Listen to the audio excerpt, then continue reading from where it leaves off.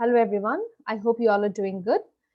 I'm Mrs. Sutima Vashistha and today we are meeting for our social science class. In today's class, we will be taking up the chapter, the Union Executive.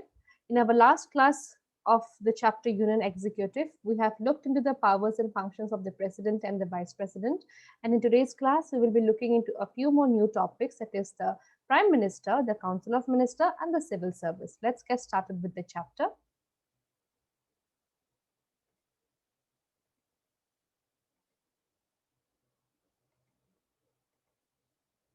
Okay, so as I said, we are doing the chapter 15, that is the Union Executive. Today's topics are Prime Minister, Council of Minister, and the Civil Service. What will be your today's learning outcome? You will be familiar with the powers and functions of both the Prime Minister and the Council of Minister and their responsibilities. And also you will be able to understand who are the civil servants, how do they become the civil servants, and what are their functions and responsibilities. First, look into the Prime Minister. We know who is the Prime Minister, right? So the Prime Minister, as the President, I have said, he is the nominal head.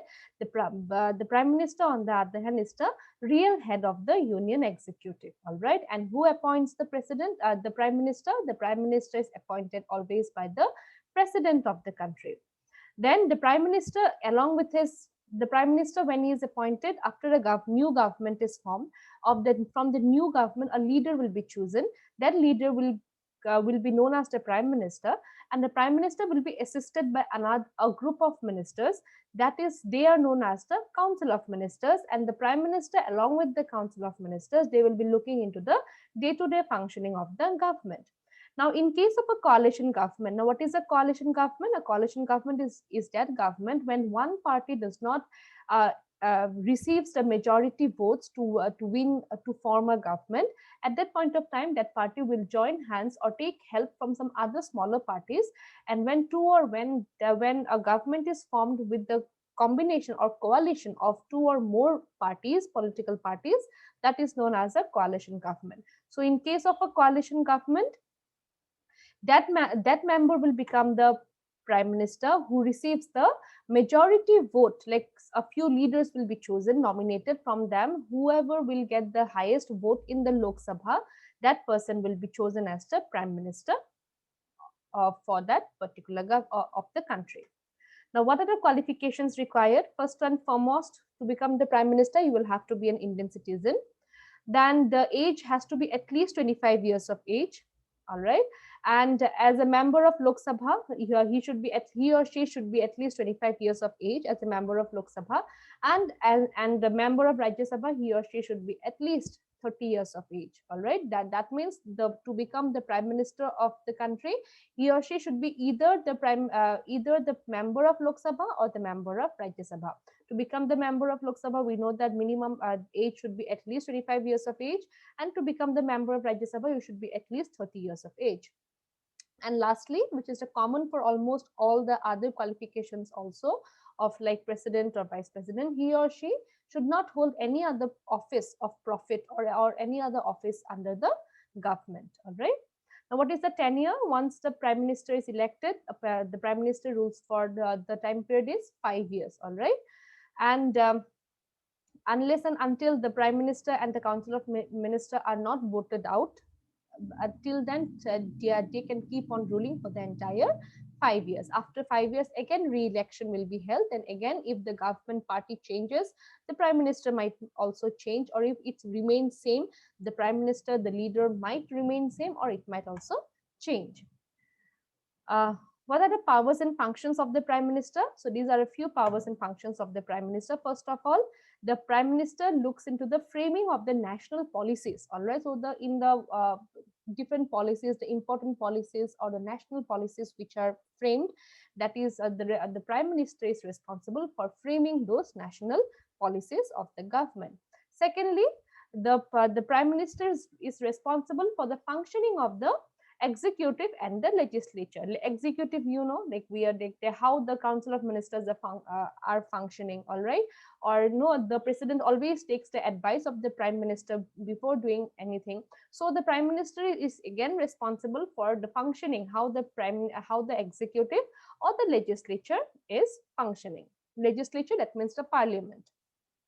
Thirdly, The prime minister looks into or supervises the cabinet, the functioning of the cabinet ministers or the council of ministers. So as I said, the prime minister will be always assisted by a group of ministers. So the prime minister also looks into or supervises the functioning of the cabinet and the council of ministers. Fourthly, the prime minister also supervises the work of other ministers. All right. So apart from the council of ministers, there will be some other ministers too. So the prime minister will also assist uh, uh, the supervisors the work, like not only sorry the prime minister will look into or supervise the functioning or the work and what kind of work that person will be doing. Supposedly after a government is formed, the prime minister will divide the departments or the portfolios. What do you mean by portfolios? Portfolios means, supposedly, as we know, we have defense minister, we have education minister, we have health minister, right?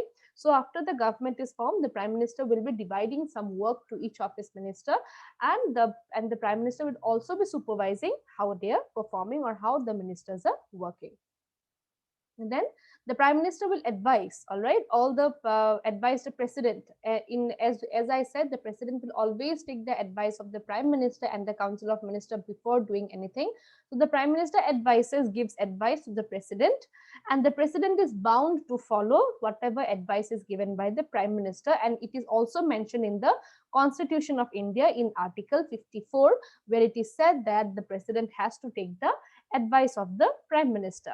Then lastly, the president can dissolve the Lok Sabha on the advice of the prime minister. Now the president can also dissolve the entire Lok Sabha. The in Lok Sabha or in the member of the, those were the members of Lok Sabha.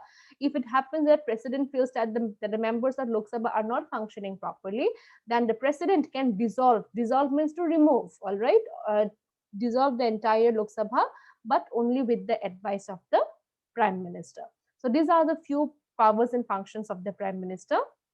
Now let's look into the next part of the executive, that is the council of ministers. As we know by now, who are the council of ministers? As I said, once the government is formed, the prime minister will be always assisted by a group of ministers, and those ministers are known as council of ministers. And these council of ministers, as we already got in the powers and functions of the prime minister, that the council of ministers are given certain responsibilities or departments or portfolios, as you can say, by the prime minister, and the council of ministers will take care of those portfolios or those departments. Now the council of ministers are again divided into three categories. First one is cabinet minister, second one is minister of state, and third one is deputy ministers. Now let's look in the responsibility of each. The council of minister is collectively responsible. All these three categories of council of minister, they're collectively responsible to the Lok Sabha. All right, they're responsible means they're answerable. Like if something goes wrong, the council of ministers is collectively answerable or response or accountable to the Lok Sabha. Now the cabinet ministers are the most important ministers. All right, the cabinet ministers are those ministers whom the prime minister will give the most important departments to look into. All right, like defense, external affairs, finance, okay, education. So all these are the most important, like the big departments or the most important departments. They will be handled by the cabinet ministers. The next category of ministers are the ministers of state. Now they will be given to take some of other departments independently. They can look into those departments, but also at the same time they will be also working in association with the cabinet ministers, like with some discussion or advice from the cabinet ministers. These ministers of state will be working, but at the same time they're also given independent charge of some particular departments, like for example tourism. All right, departments like tourism, departments like culture. All right, so this is known as ministers of state. The last category of minister is deputy ministers. So who are deputy ministers? Now the deputy ministers will be the third category of council of ministers, and they will be assisting both the ministers of state and the cabinet minister, and they will be working with them. All right, so it's like a teamwork they are doing. So these are three categories of council of ministers, along with their powers, along with their responsibilities. Now the last part is civil service. I hope you have heard about civil servants. Like, you might have heard your parents saying that study well, you need to clear the civil service exam, the UPSC exam. Like, what is that? Civil service or UPSC exam. Now, apart from these ministers, now this always remember, ministers political parties and civil service, they are both different in the way that civil service or the civil servants, they do not fall under any political parties. On the other hand, ministers, they will be always belonging to some political parties. Okay. And to become a civil servant, you will have to sit for a very competitive exam, which is known as a UPSC, that is a Union Public Service Commission. You will have to clear that exam. Once you clear that exam, there are high ranking officials like the IPS. You hear like he is an IPS officer. You need to aspire to become an IPS officer, IAS, like Indian Administrative Service, Indian Police Service, IFS, Indian Forest Service. So these are very respectable job, very high ranking jobs.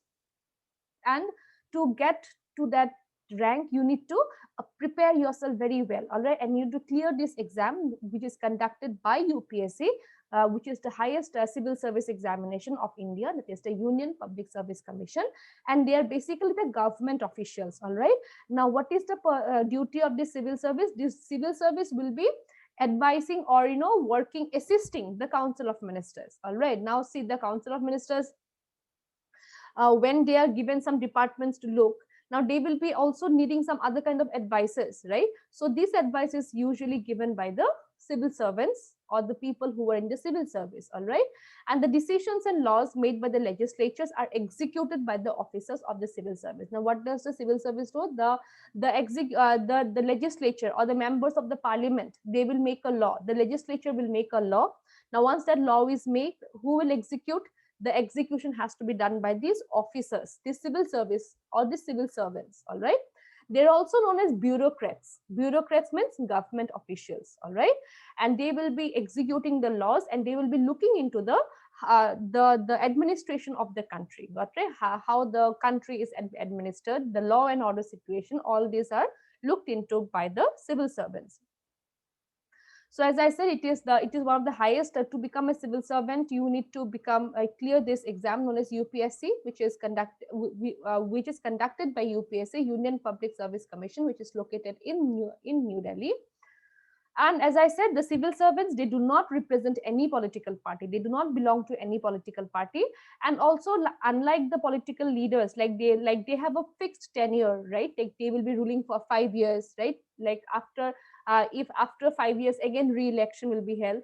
But it is not the same for civil servants. Like once you become a civil servant, there will be a retirement age. Like every government official, they have a retirement age. So you will be on your service till that retirement age. It's not like 5 years or only 6 years. All right. And what is the highest officer of the civil service? The highest officer of the civil service is known as the cabinet secretary. Please remember this. It's known as cabinet secretary, and his office is known as cabinet secretariat. And this is the highest officer. The highest rank of the civil service is the cabinet secretary, and the office of the cabinet secretary is known as cabinet secretariat. All right. So with this, we have come to an end of today's chapter. So in today's class, we have learned about the powers and functions of Prime Minister, Council of Minister, and who are the civil service, or who falls under the category of civil service. And with this, we have completed the chapter Union Executive. I hope you have understood it. With that, we come to an end. Thank you, everyone. We shall meet in the next class with another new chapter. Thank you.